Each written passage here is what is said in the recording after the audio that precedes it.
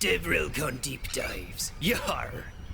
So, talking about managing developer relations, I think I was interested in this particular topic because, to me, the nature of developer relations seems to lend itself to maybe a slightly different approach to management. I'd like to talk through some of those things, or maybe you don't agree with me and you think it's just like managing any other team. But first off, I'd like to ask, what is the number one challenge of being a DevRel manager? So Mary, you run developer relations at Commander. So what for you is the toughest part, would you say? I think the most difficult thing is keeping track of everything that everyone is involved in. So I've got a team of, there are 14 of us these days, between community management and developer advocacy and developer experience. And I directly manage 9 of those people. And that's usually on the upper end of like, how big of a team should you have before hiring middle management? But generally speaking, most teams of 8 or 9 people are focused on a similar goal, heading in a similar direction. And we are, but that goal is far more broad than many teams are, I think. And so making sure that I know what are the programs that we're currently working on, what are the projects that people are currently doing, what's the status of each of those projects and those programs, how do I unblock people and make sure that they have the help and the assistance that they need, suddenly gets far more complex, because one person on my team might be responsible for running 2 different programs and also doing a couple side projects. And that's just 1 out of 9. So for me, that's been the hardest thing, is just keeping track of what's going on. How do we know? How do I unblock you in the limited amount of time that I have on a day-to-day basis? Awesome. Thank you, Mary. Michael, how about you? I'll kind of parrot Mary there. I think it depends from probably like the size of your team, right? So like at DeepGram, there's 7 of us, including me, and it started out just me. So like when you hire the first 1 or 2, it's not a matter of knowing what everyone's going to do. It's a matter of prioritizing what's the most important, because there are not enough hands to do it all. And then as you scale, like now we're with 7, I'm like, Mary's over here, like I've got 9 direct reports, and I'm topping out. I'm thinking, oh, geez, I feel like I'm topping out with 6. I tell my upline all the time, there's heck, Jesus only discipled 12, and one of them fell by the wayside, and I am no Jesus. So, there's a point where, we've got to bring those numbers down, right? And so yes, keeping up with everybody at that scale. So it depends on the size of the team. I think as you grow, it's easier to get more things done, but it's harder to manage all those things and know where they're at the same time. And Phil, you've run a DevRel team the size of a small country previously. So, I mean, how has your experience been? Well, I mean, definitely the operations side of things, as Mary was saying, it can be very difficult, and in that situation, we split things up in a very similar way. So this was at Nexmo and Vonage, split things up in a very similar way, but ultimately we had that. I mean, middle management. We had directors of developer experience, developer education, and community. So it was you kind of shifting the responsibility down, and you're trusting your team and coordinating across those, in that case, those 3 things. I think the biggest thing I struggled with was people management. I think is the most important and also the most difficult. Every individual is unique. They have their own needs. They don't just have a job, they have a life. So managing their expectations, working with them, trying to align an opportunity within a business to what they want to do in their life and in their career, I think is always very difficult, very, very rewarding when it comes off, to see people progress and succeed, but very difficult when there's a misalignment. So those misalignments, I think, the most difficult things for me. And then you rely on having really good relationships and being able to have difficult conversations with people. And with that transparency, those difficult conversations aren't as hard as they would be if you haven't got a good relationship. So, yeah, I mean, all really important points I think we've raised.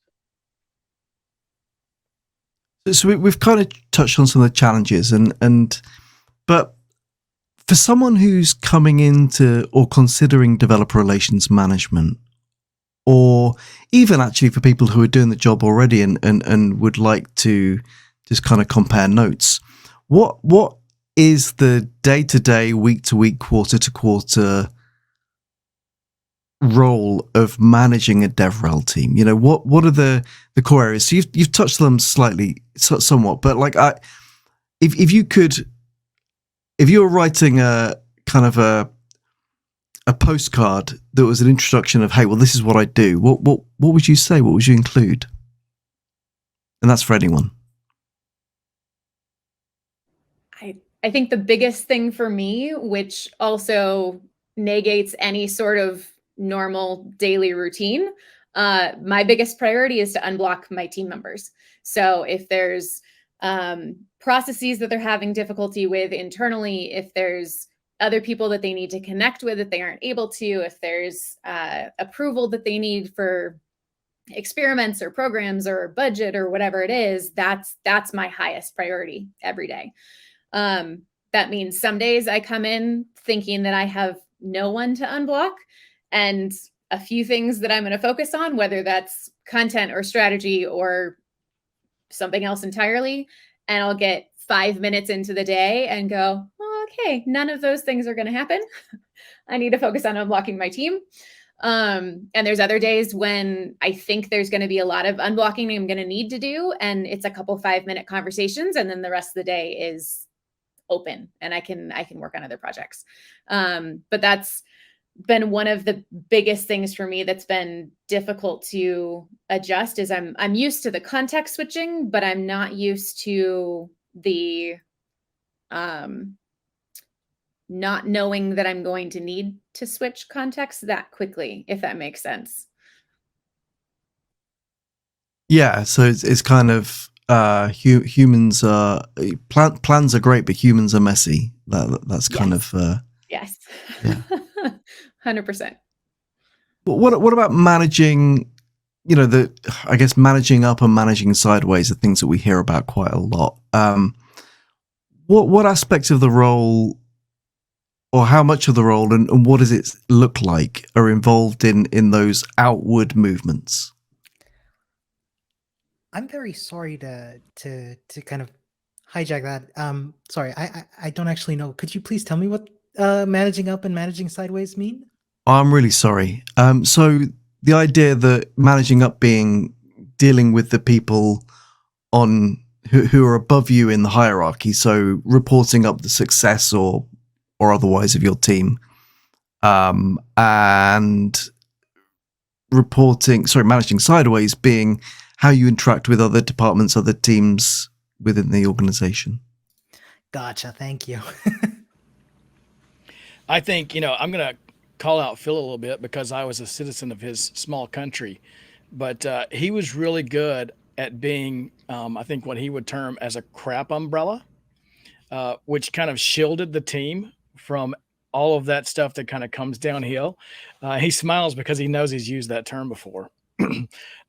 And so I think one of the things that's worked at DeepGram has been kind of like mimicking that, is to be an umbrella for those sorts of things. But as new people come onto our team, kind of being a gatekeeper as to who gets to interact with them initially, and setting kind of expectations outside of our department on what we are, and probably more importantly, what we're not. Because we have someone who joins the team who is, a Python developer advocate. And then all of a sudden they're getting Slack DMs like crazy from sales saying, hey, can we build this demo for this customer? Can we build this? Can we do that? And, this person's like not even gotten their hoodie yet. And have got like a 3-month backlog, of those sorts of things. So kind of gatekeeping that at first until you can trust that person that's up or sideways to understand what you do and what you don't do. And then once you've hit that point with that person, then you're like, hey, you're free to talk to, you should just ping this person about that and open that gate for that person. You just kind of do it in a staggered way. As people get it, then they have full access. It's training wheels. Yeah, so I may have used that terminology, and it was definitely around quite often managing change. And I think it was, so there's kind of two things, right? Sometimes change comes and you can't do anything about it. So you wait for the right time, you get all the information, and then you have to let the team know, and you have to work with the team to go through that change. Sometimes it's about pushing back and actually managing up and managing sideways. And then in those situations, you're a bit more trying to, in many ways, trying to get your own way, or even sometimes it comes from you, right? You're saying, okay, we want to do this in this different way. You're managing sideways. You're trying to encourage your leadership team to do something differently, or trying to get let's be honest, the finance or the legal department to let you do something in a slightly more lean way than filling out ginormous documents and sending PDFs around the internet. So I think those things, those are big parts of it. And in both of those situations, it depends on the sort of company you're at. Again, Michael and I were a very big company. I mean, not massive, but 3,000-ish people, formed of 9 different acquisitions. So and had legal issues in the past. So we're always very cautious about various things.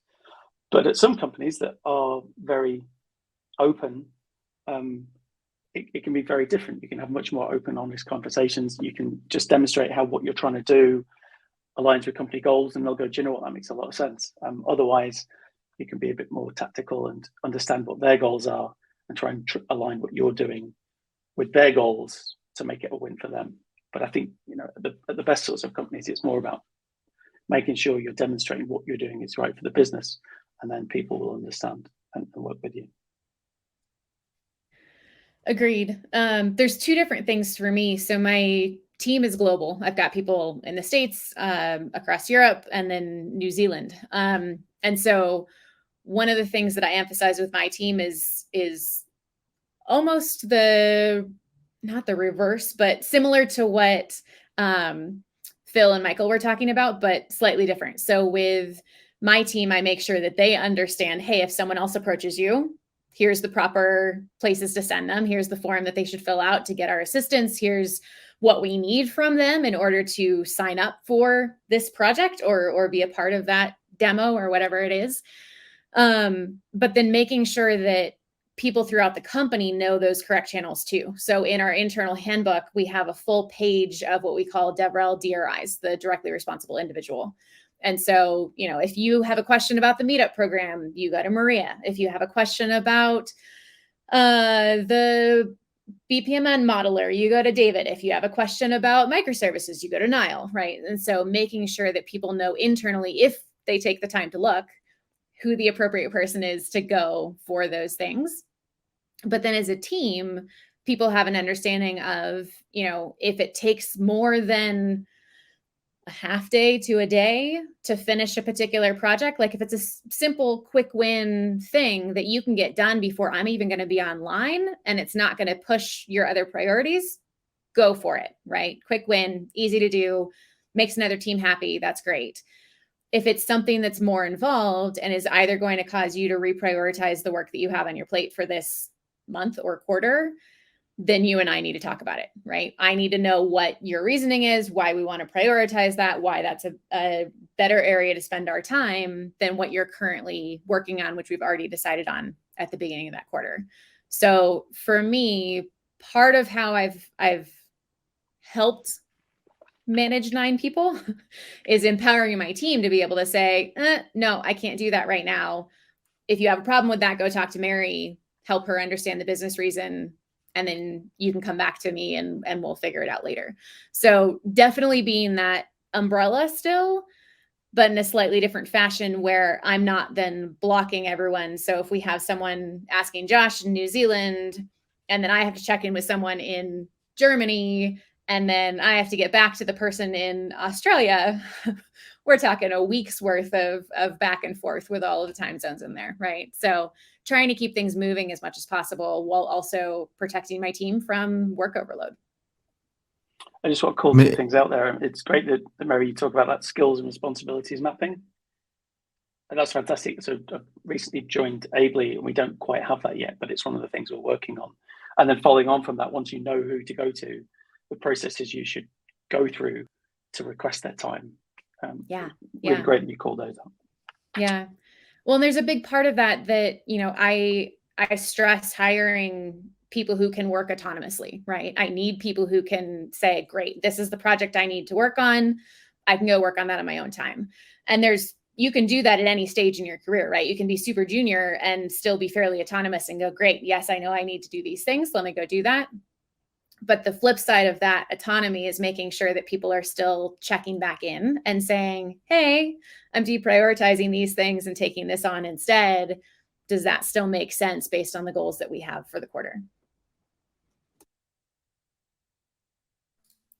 I love that. Thank you. I mean, I hadn't heard the term before for the umbrella, but I really like that because I feel like I've been there. Not myself managing, but like being managed, having someone there to carefully balance that transparency and communication, as well as making sure that I can focus on what it is that I need to do. So thank you all for that. To me, it feels like a diplomatic mission. Your role is to explain DevRel to the foreign culture in which you find yourself, and then also to explain that culture back to DevRel, and to act as the gateway too. Yeah, so I don't think the umbrella is unique to DevRel, but the point you raised there around that lack of understanding still around developer relations and the requirement to continuously share what it is and the value it brings is unique. Yeah. The one thing that I'll add on there that I just had a conversation about a couple of weeks ago internally was that sharing what it is that we're doing, the actual work output, isn't always enough. Because saying, hey, we published X number of blog posts and spoke at this many conferences and organized this many meetups and did these different things, other people throughout the company might not realize what that connection is, right? They might not see that as, hey, speaking at these events that we haven't been at before is drawing additional awareness to our product, or giving these meetup presentations to our Camunda meetup groups is helping enable people to use the product even better, right? And so there's times when you have to be far more explicit and almost feel like you're over communicating, not only here's what we did, but here's the value, here's the impact back to the business and why these are the things that we're focusing on. Yeah, I think that's even more critical. Like if your team is more than just like, I don't know what I would call like general advocacy, like content machines, like if you're doing experience and education, a lot of times those updates aren't as loud as the content part, because you announce, I've got this many live streams, I've got this many YouTube videos, this many blog posts, and people can go look at that. But if you say, we reduced issues on our Node SDK by this amount, or we added this thing, or we've added code coverage to our Python SDK. It's completely tested. No one can see, no one really even kind of cares to go look and find that out. They just, it's foreign language to them. What's code coverage? What's Python? That sounds dangerous. So you've got to amplify, but find a way to like super amplify those things that aren't just like, things that they can see and touch and play with. And you got to do the homework for the people that you want to impress, essentially. Would it be fair to say that you're sort of trying to add that tangible nature to these things so that they can be more apparent to people you report to? I think so, 100%. I mean, what does it mean to our, VP of sales that our Python SDK has code coverage? What does it mean to those same people that that code snippets on our blog are now interactive and inject API keys? Those things really matter as far as experience go, but most of those people don't even know really kind of what a code snippet is. Why would I be looking at it? Is it, can I catch it? Is there a cream for that? There's a lot of explanation you have to do in there to say, what is this? First of all, why is what we did important, and how does it benefit you? And I think Especially it's that, how does it, sorry, Mary. I was just going to say, I think it's that, how does that benefit you piece that's especially important. I had a high school teacher who used to say, so what, who cares? Right? Like, great. We published this many blog posts. We made that update to the website. We have code coverage. Why does the VP of sales care? Why is it relevant to them specifically? Why does marketing care? Or why should they care? Right? Because they might not even know that they need to until you take the time to translate that into something that they're going to understand and understand the value of and the impact of on their own work. Yeah, so I was going to say, in these situations, you almost want to be a problem in the first place, right? We keep getting support queries around the Python SDK. Well, we've just done this thing, which means we've got full test coverage, and we won't see those support queries coming in yet. Or that customer that's complaining about it won't have to complain about it anymore. So instead, you need to, some of these things are very difficult to measure, right? A lot of those are probably around activation or around support queries, but then actually mapping that piece of work, code coverage, through to increased activation through customers that then use the Python SDK. I don't know what state of instrumentation your business is at, and maybe you can do that, but from experience, many businesses aren't well instrumented enough to be able to do that level of mapping. So I think in some cases, there needs to be a level of trust as well that you're managing to establish, to say, we're prioritizing these things for these reasons, so we don't see these problems in the future. And therefore, these are the benefits you'll get from that. I like that. It's kind of a reframing. That's really cool. Thank you. And I'm getting some really great advice from you all. So I'd love to ask, for somebody looking into getting into managing a developer relations team, what advice did you wish you could give yourself in the past before becoming one, a DevRel manager, for anybody?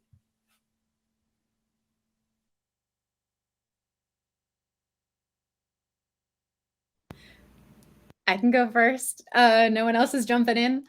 I think the biggest thing for me, there's an article that came out a couple months ago now, I guess, called Energy Management for Newer Managers on the Accidentally in Code blog.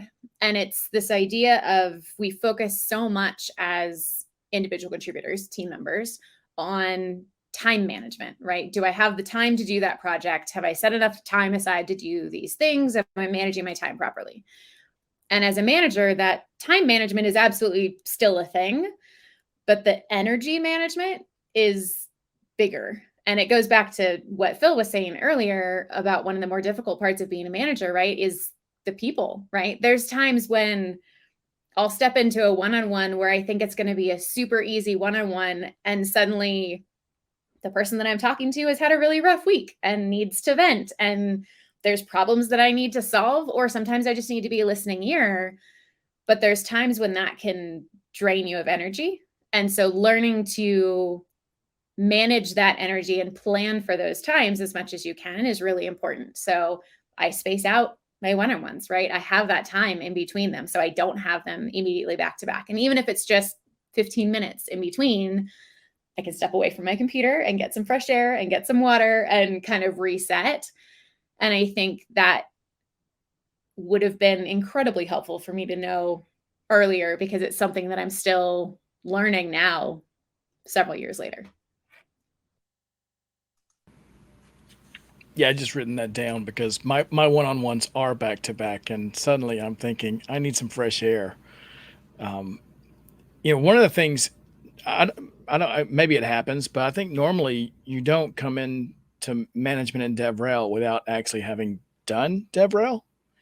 And a lot of times in doing it, sometimes you can get kind of passionate about what you're doing. Like if you love writing and you just, you're doing that stuff, and maybe you enjoy creating courses, and maybe you're one of those people who love doing YouTube videos, and it's just like, you're living that YouTube life, or Twitch or whatever. And I think one of the things that I wish I would have maybe recognized, maybe somebody should have told me, maybe Phil should have told me about this, is that you're moving from like individual contributor into management, but you almost need to realize, like, as your team grows, you are going to be doing very little individual contribution. And it's going to be a struggle to do that, to do any at some point. So if that's not, in your mind initially, it can be kind of a shock, because if you're really passionate about creating YouTube videos and you realize, hey, look, I'm now going to have maybe 10% of my time that I could do that with, or it is more than likely going to be off hours time. You have to really assess, is that what I want? Do I enjoy this enough just to stay in an IC role and do the things I love? That would have been handy to know. Thanks a lot, Phil. I mean, it's not surprising hearing you say that. I mean, not blaming me as such, but I mean, because you were, an amazing individual contributor. So, we often see that, don't we? We often see amazing individual contributors be rewarded or feel like they need to move into management because it's the only direction to progress. Certainly not saying that was the case for you, Michael, but then when people do that, there's that balance, and it's really, really difficult. And I've gone through that a lot. And one of the reasons I left Vonage was to go back to be an IC for a bit as well.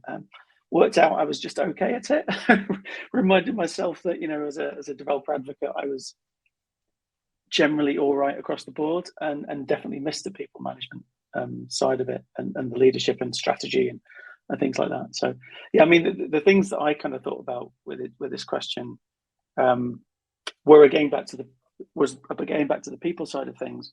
Although I'd managed software engineering teams, I hadn't managed a DevRel team before, and also I was never given a lot of official people management training. Vonage was very fortunate that there was management training, there was leadership training, there was strategy training. I actually had a coach as well, a leadership coach, someone called Stan Beecham, who was awesome. So like super fortunate. But I think going into that at the start of the 4 and a half years of growth, if I'd had more people management training rather than learning on the job or relying on, I hope, my natural empathy for people, because I'd done the role before, because I felt like I could understand the roles that people were in as well, so I could help them directly. I was learning on the job, whereas I think putting time aside to maybe do more training, focus. It's funny, I created a DevRel strategy, yet I can't say I've got a specific strategy around people management, other than I try and be honest and open and think about them first and their career, almost outside of the job. So whether they continue to work where we work together doesn't really matter. It's more about, obviously that's preferable, but it's more about their career and their progression and lining that up with the business. I don't know whether that's the right thing to do. I've read people leadership books and things, and a lot of the time I'm nodding my head, but I still can't say, well, I definitely follow these principles when I manage, and when I go into a one-on-one, do I have it really planned out? No. So training around people management would have been really beneficial. Something that came up just now was the idea that individual contributors who are really great end up becoming managers and then don't contribute individually. What are the options for people, do we think, who should have career progression but don't want to be managers? I can start things off there because it's something that I'm very passionate about. I feel very strongly that people should have career options other than going into management. The last time that I was hiring for a middle manager, the first question that I always asked is, why do you want to be a manager? And if someone's response was, well, it's the next logical step for me, career-wise, it was almost always an automatic no, because you have to have that passion for people and guiding and coaching and helping people in order to be a good manager. But I think so often people don't see opportunities for growth beyond, well, I'm an IC and I have to be a manager, and that's just the way that things go. It's something that I'm really proud of the fact that we have at Camunda, we have on what we call our job grades.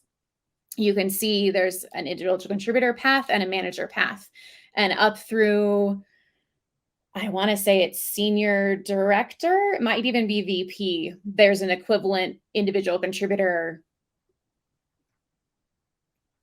role. Losing my words here. So that it's very clear that, you know, the salary ranges, the compensation ranges, things like that are equal, because not everyone is meant for management, and that's okay. Not everyone's meant to be an IC, and that's okay. But figuring out where you best fit and what the best route is for you and where you can contribute the most value shouldn't be dictated by, do I have a way to get a promotion, earn more money, continue to lead, or be involved in the projects that I want to be involved in. I think I've seen some of that, Mary, as well, and because you've put some of that publicly, haven't you?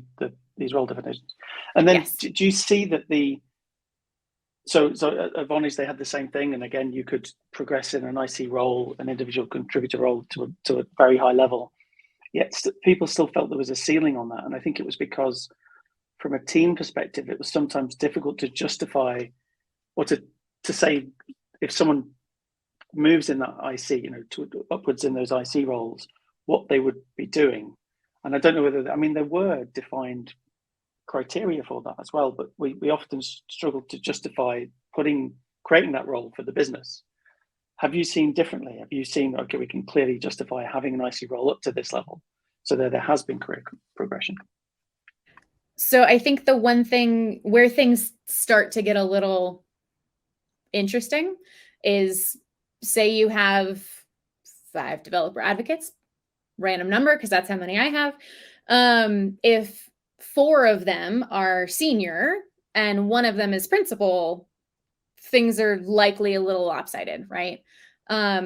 So making sure that as a manager, you've got a good distribution of experience, I think, is necessary, because I'm not necessarily going to be looking for everyone to be a principal developer advocate, because part of what I expect a principal developer advocate to do is to mentor the less experienced people on the team. So if everyone is upper senior or principal, who do they mentor? Who do they help out? Who do they, you know, help to progress their careers? And so I think I can see the case for, you know, if everyone on the team is more senior, there's likely going to be a cap at some point where you have to say, look, you're at that point where I could definitely promote you. I could make a case to promote you into this role. However, it doesn't make sense for us to add another senior or principal or whatever your upper level titles are. Instead, can I help you find a good fit at another company? Or what can I do to help you take on additional leadership, or whatever it is that they're looking to do? And back to your point earlier of, you know, it's my job as a manager to make sure that that person is successful. If that's at Camunda, fantastic. I want them to stay here.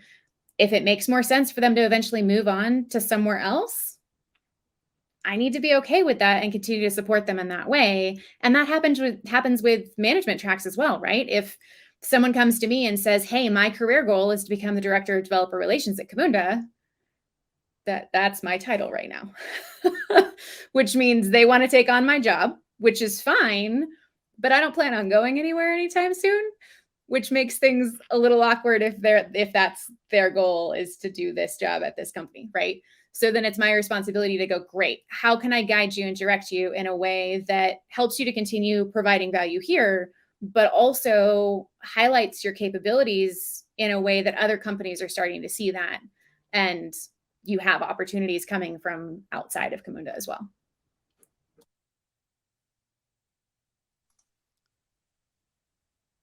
One thing that is perhaps, so a lot of the things we discussed, not all of it, but some of the things we've discussed could apply to managing other types of team. But DevRel roles are unusually visible and public. And we've actually got to talk about this tomorrow, harm reduction for DevRel teams. But I wonder, what is it that you do in your teams to protect people from being a public figure, essentially?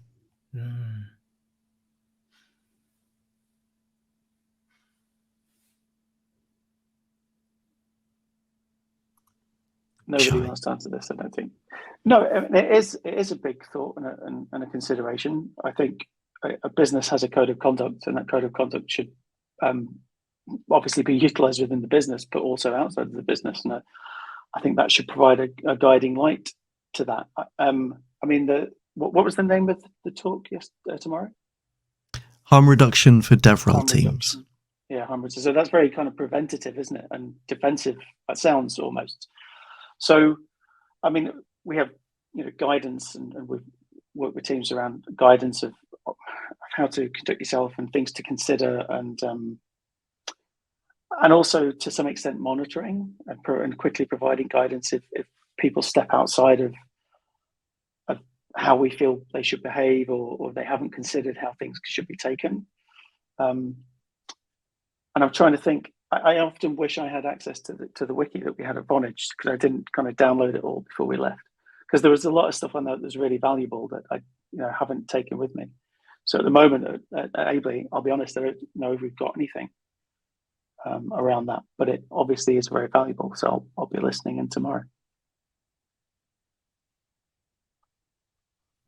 I'll admit part of the reason I was hesitant to speak up is because for me, it's not just my team is more visible, but also for any women in tech, it's always something that we have in mind, right? It's always something we're keeping an eye out for. It's always something that there was a thread on Twitter just last week of, hey, I'm starting to travel a little bit more, and this is my first time traveling, and it's post-COVID, and what are the things I need to keep in mind? So at Cammundo, we have our code of conduct, our community code of conduct, which extends to employees, but anyone who's engaging with us online, and customers as well. So there's things in place. We have a whistleblower app that we use internally, so that if you see someone acting inappropriately online or in person or whatever it is, you can fill out the form. Our legal team gets alerted to that. Our HR team gets alerted to that. So there's things that we have set up in place for dealing with our specific community and customers and the people that we are around on a day-to-day basis. As far as my team and making sure that they have the resources that they need, the thing that I do first and foremost is how much they travel, where they travel, whether they do things in person or online is up to them, right? I'm never going to go to my team and say, everybody on this team has to be at X number of events per year and traveling this much, and this percentage of your work is travel and speaking at conferences and everything else. And I will caveat that with saying that that's a huge advantage of having a bigger team, is I don't need to say everyone's on the road at all times. But for whatever reason, whether it's COVID related, whether it's having young kids and a family at home, whether it's I don't feel comfortable traveling and being at a conference by myself for whatever reason, if someone says, no, I don't want to go, that's fine. Enough said. They don't need to say anything more. We'll figure something out. And so every conference that we sponsor, any speaking opportunities, anything like that is all people speaking up and volunteering themselves. And I'm lucky enough to not have had an issue where we don't have people signing up and willing and interested to be at those events. So. Yeah, we do the same. And I think, code of conducts, that stuff's vitally important, but that kind of addresses like how we interact with each other, how we interact with others, and how people interact with us in our spaces. But there's also like, and I think of it in terms of like Mary, the women on our team, even the underrepresented groups on our team, there's a point where you can't say, well, I think about my teenage daughters. I'm like, it's easy as a dad to say, well, you just can't have a cell phone. Then I don't have to worry about any problems, but that's not realistic. It's easy for me to say, well, you should just turn off your Twitter DMs. Don't ever announce where you're going to be. So nobody can, but that's not, you realize you're restricting that person because of the actions of others. So I think some of those things that are out of our control, it's just super, super important to have discussions up front with your team saying, listen, I've got your back.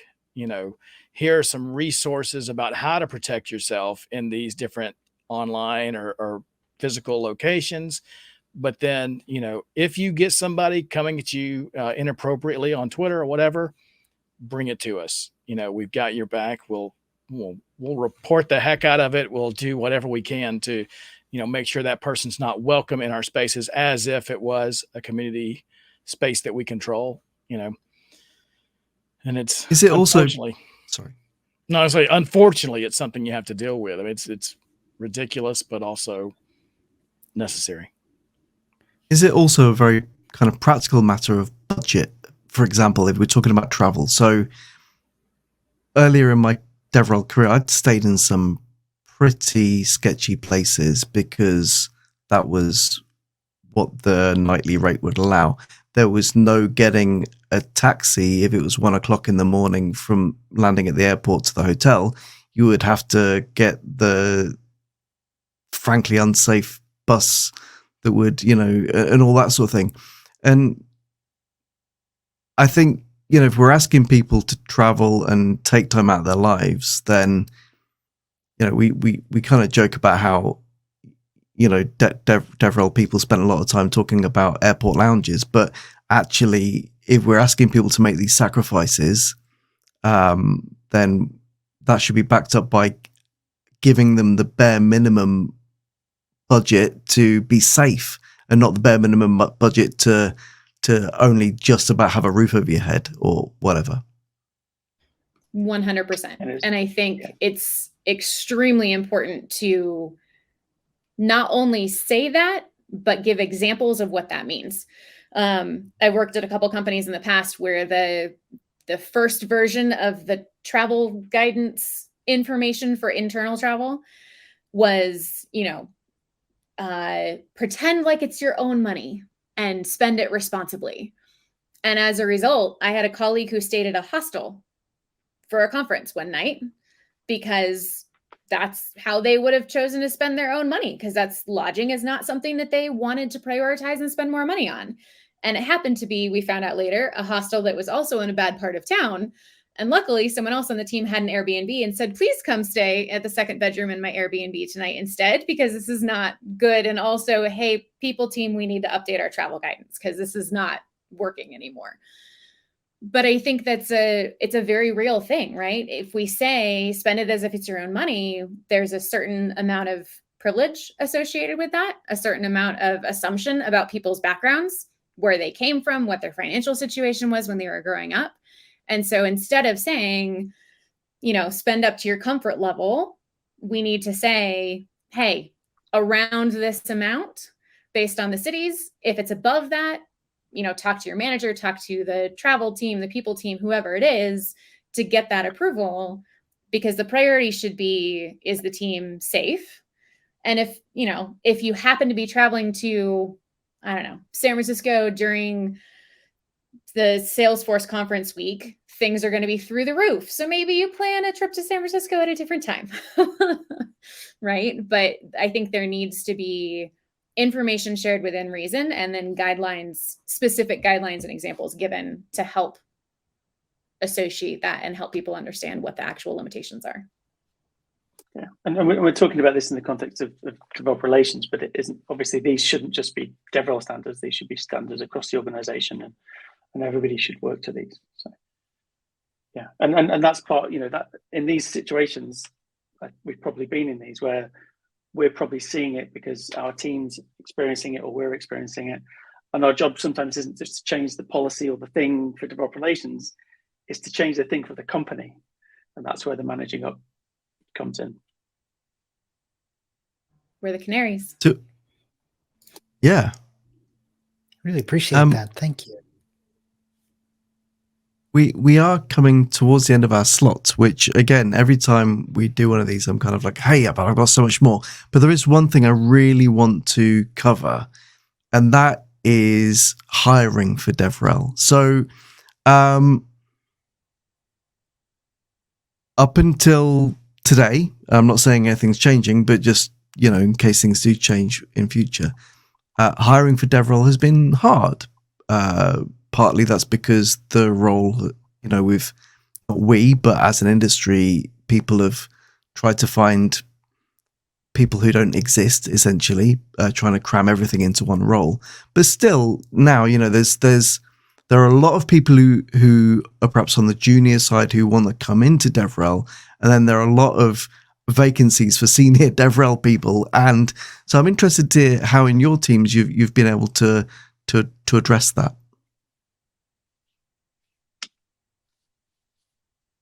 So, I mean, I'll be quite quick with this one. So I haven't hired in developer relations for about probably 2-3 years. So I feel I've been very fortunate that there's been a massive spike in demand. I mean, I know there's been peaks and troughs, but I think this has probably been the largest spike of demand for people within developer relations. So as I said, I've been fortunate that I've not had to hire in this climate yet. But I think, to your point, Matthew, around, I do think there's a responsibility to bring people into developer relations. There's a lot of people who would like to transition in from various stages of career, from being junior through to second career developers who want to move into developer relations. But one of the observations I've got from time between Vonage and now is that requirement for everyone to be senior.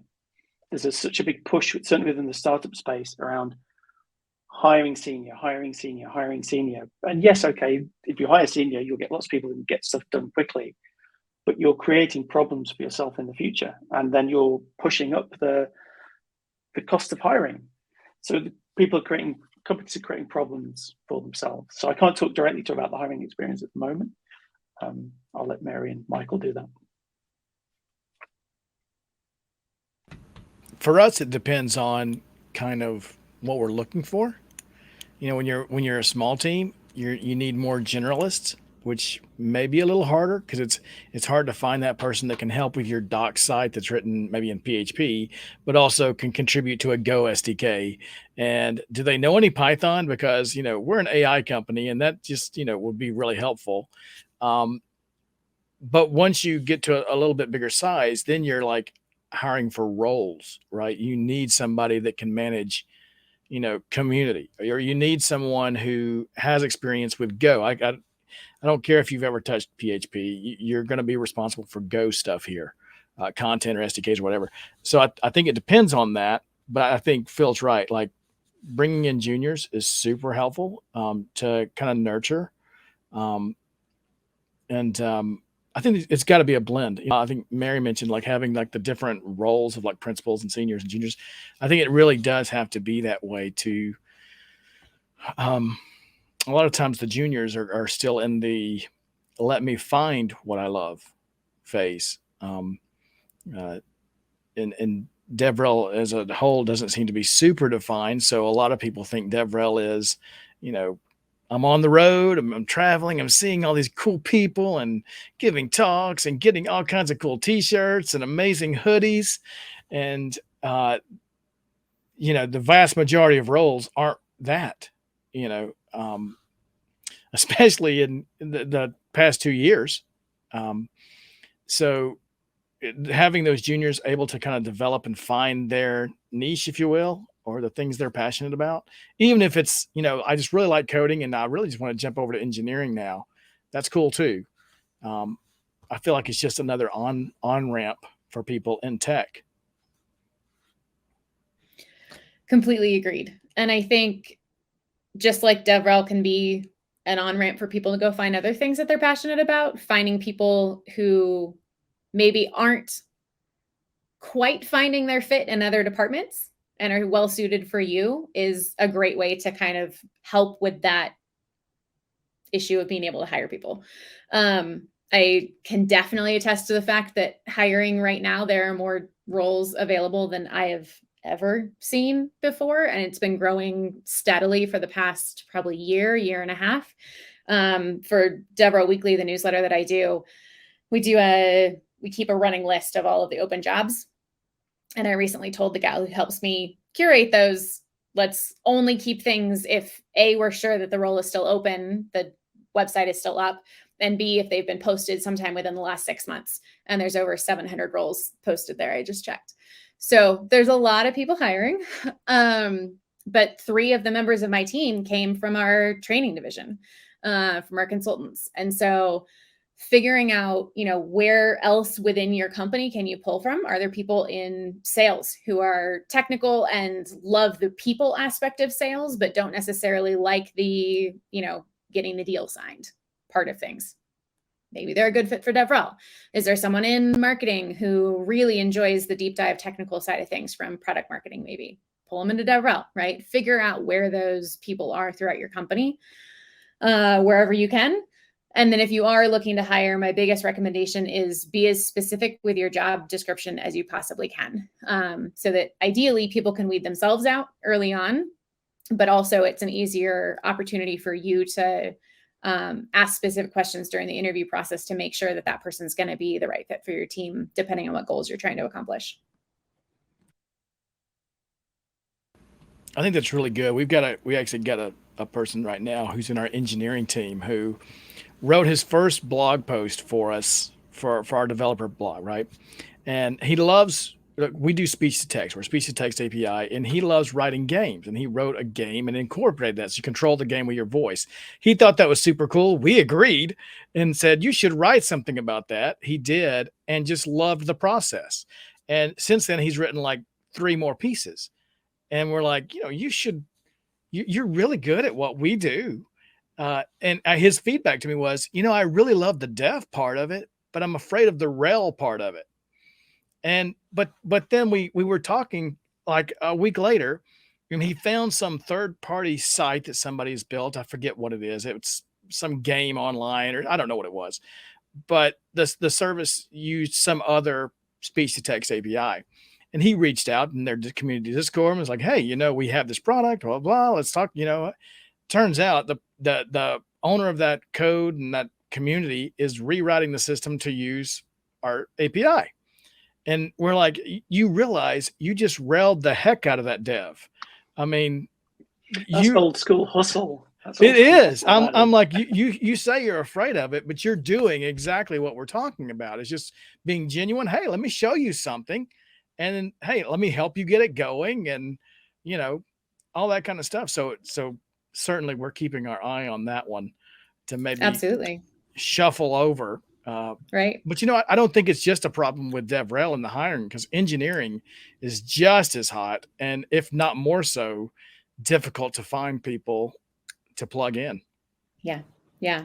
And I'll say too, even if you don't get someone onto your team full time, even if that engineer doesn't decide to move into developer relations full time, finding those people within the company that you can continue to mentor and coach, whether it's speaking at conferences, writing blog posts, doing videos, even if they aren't the ones creating the content at the end of the day, it could be that you hop on a 45-minute phone call with someone and record it, and they walk you through what they've done and you go write a blog post for them. But anything that you can do to scale the output of your team by using people on other teams, finding resources that they're using, can be helpful. And that also helps you build more relationships with other teams, going back to what we were talking about earlier with managing out and not just up. Great. Thank you. Well, we're most certainly at time. We're over time, but it's been such a good conversation. Just any last thoughts or anything you want to share about where people can find things that you've been working on?